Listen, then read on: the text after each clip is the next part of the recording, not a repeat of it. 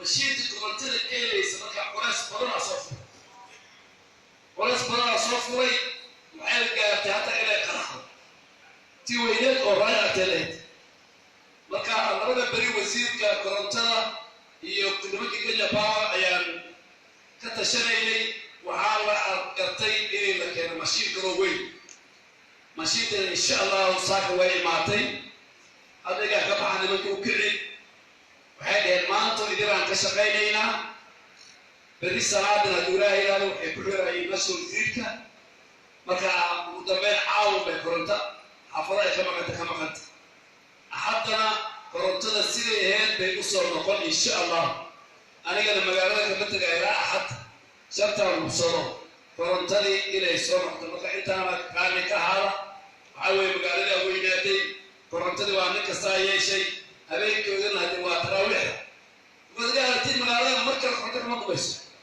salaada isha marka la galo way ku soo marka waa markii loo kubatay marka insha Allah adway jawaalki mashiid waa laga sameeyaa amar waxa lagu siiyay maanta inay dhameeyaan bari salaadana ay ku xiraan systemka magaalada marka cawada ma duulaayado koronto waxay ku soo noqonay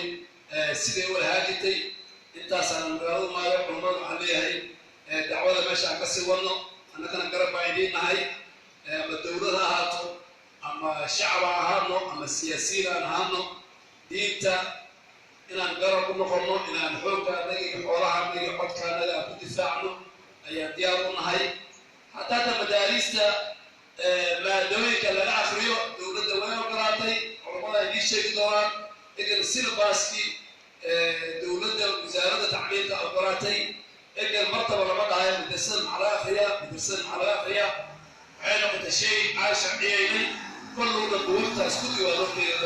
soo dhawaada السلام عليكم وبالله التوفيق